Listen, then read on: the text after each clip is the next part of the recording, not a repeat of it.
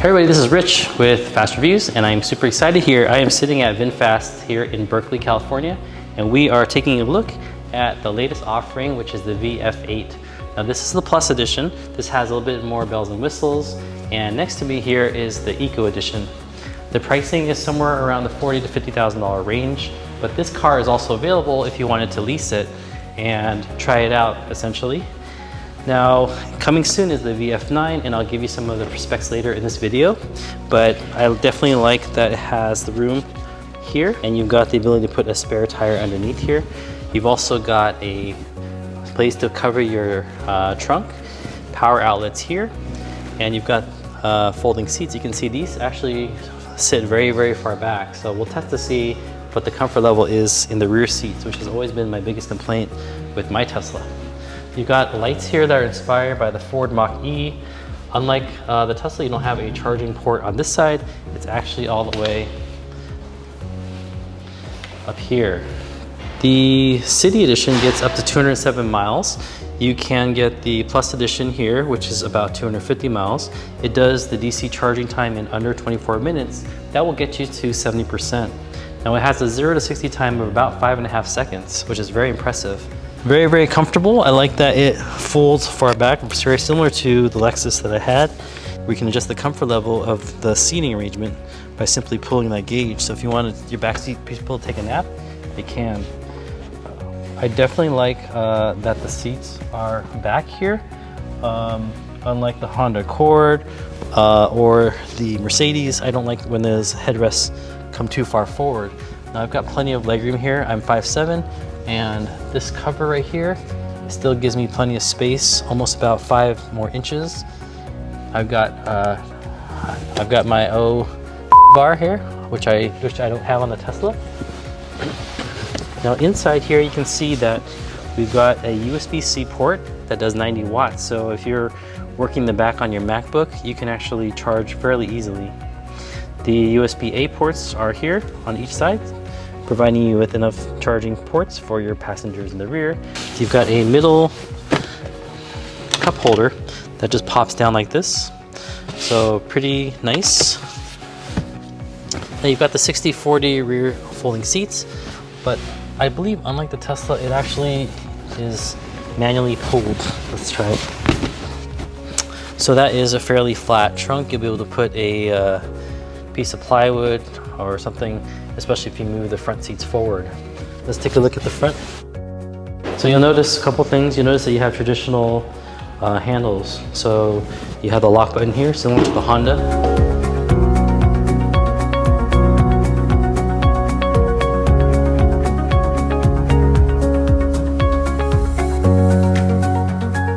So I am sitting in the front. It's a very comfortable car. It's a little bit, it feels kind of like the Mercedes SL class. The nice thing about the seats is that they have adjustable controls, but the Plus version also has lumbar adjustable controls. So you've got the ventilation coming in here with the perforated leatherette systems. Now the biggest challenge is that this has a lot of stuff going on here. It's a very bright display. I'm not sure if it's OLED or mini LED, but there is a lot of warnings here. So let's just hide that and shut this and swipe that away, which we can't. But you'll notice that it's very similar because you've got the same type of controls as the Tesla when you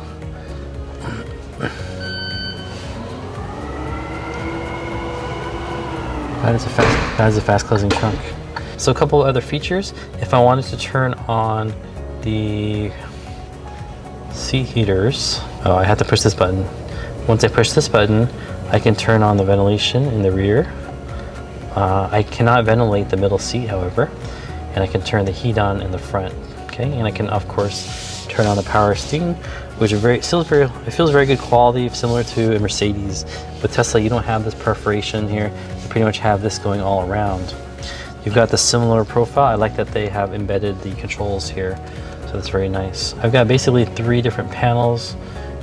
This does support Android Auto and Apple CarPlay out of the box, which is very nice. So that means that if you connect your phone to this port right here, which will rest right here, then you'll be able to access your apps from Android or iPhone. We've got electronic stability control. All these cars have all-wheel drive. We also have the park assist chimes, which is the motion sensor. And then we've got the ability to GPS monitor, but that doesn't seem to be working right now. It does have an ionizer, which is very interesting. So it's not like the biofilter. It's an actual ionizer here. And you can actually sync up the controls. Okay, so the downside of the camera system is that it looks almost jaggedy. So this is a 360-degree bird's eye view of all the cameras, which is pretty cool. I mean, it's a good beta. It just looks very jaggedy. You also have a trailer camera mode, so you can kind of see if you've got a trailer hook here, you'll be able to see and monitor your trailer. The app library is very confusing because it's like you have an iPad inside the car. Now here's where the vehicle settings are, kind of hidden there. Side mirrors. So child presence detection, so it's going to remind you when you leave occupants in the vehicle. It does have the feature, the dog mode feature, but obviously you're going to use that for dogs. It has the ability to auto fold and auto tilt the mirrors.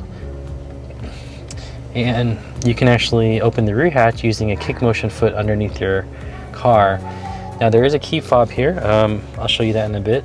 And they have the ability to auto close the windows when you lock the doors. So some of the features that Tesla has added on is now available as a standard feature. There is a rear wiper, unlike the Tesla, so you can actually have that automatically activated. And you've got the wireless charging here, which of course Tesla added later on past the Model 3 in the later years. All right, so let's try to shut the sunroof. I'm going to push the button here, and there's no physical buttons for the sunroof. If I want to do a quick venting system, it'll open this up and it'll raise it. So I'm still aerodynamic and I'm still able to get air inside the car. Now one other feature is it has Amazon Alexa and it has its own VinFast voice assistant. Hey VinFast, open the moonroof. All right, it's opening it up. It took a while for it to recognize my hard to understand voice. There's a mesh here which kind of helps keep the bugs. Hey VinFast, turn on the heated steering wheels. Steering wheel heater on. Okay, pretty good. Hey VinFast, eject my passenger.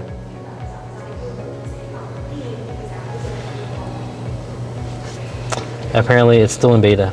Let's go ahead and take a test drive and see how this car does.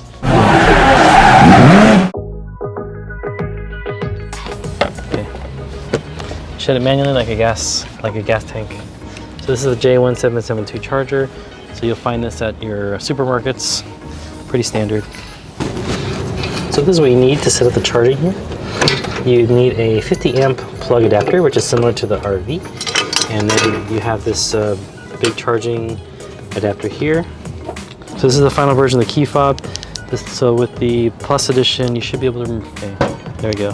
So I can open up the trunk from the key fob, or there's a sensor underneath here that allows me to open and shut it. Okay. All right, let's test the alarm.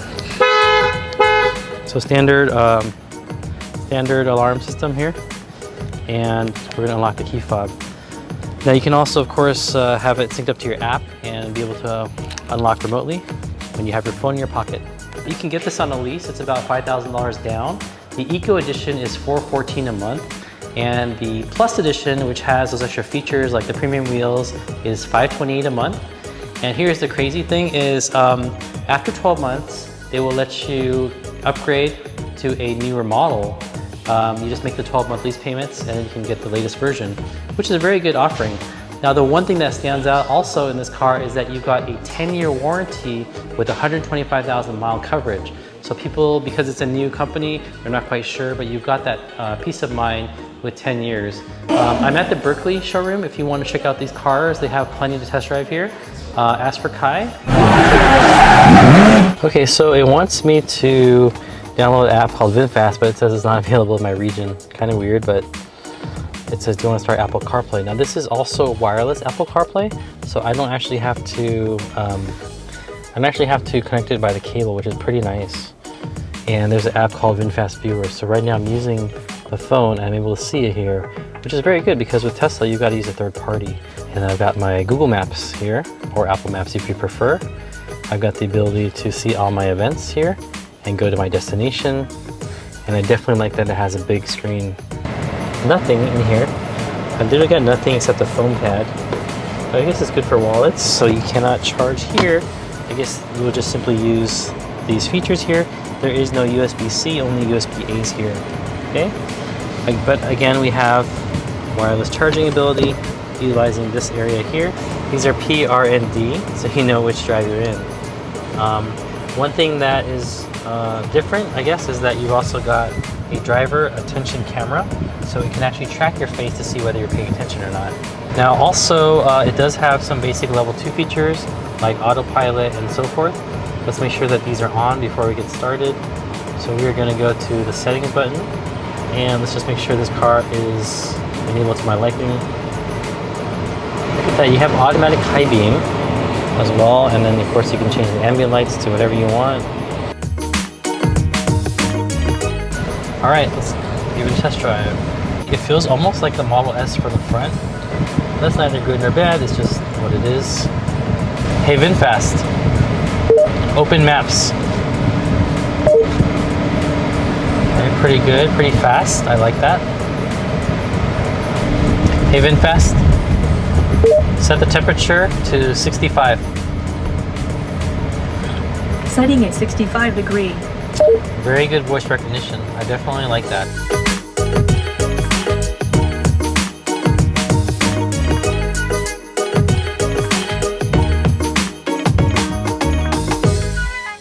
So it's really impressive that Vietnam has really stepped up to be able to offer something like this in America. That's got a really good engineering, really good interface here, some parts better than the Tesla. And they're also building a manufacturing plant in North Carolina in 2025. They're expected to invest $4 billion to be able to employ up to 7,500 people. So applauds to VinFast for doing the American thing.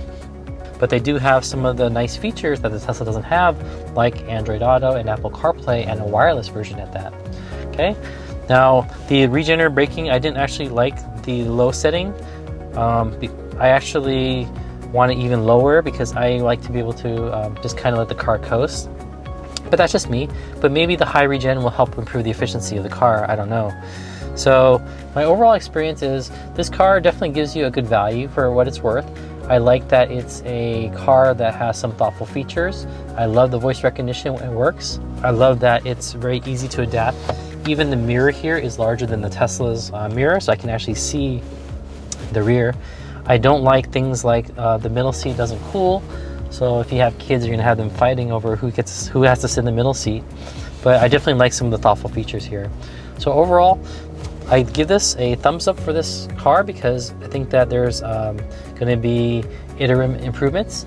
There's also the VF9 that's coming out, which is going to have some of the higher end features that you're looking for. That's it for this review, and hope you like it, and I hope to see you in the future.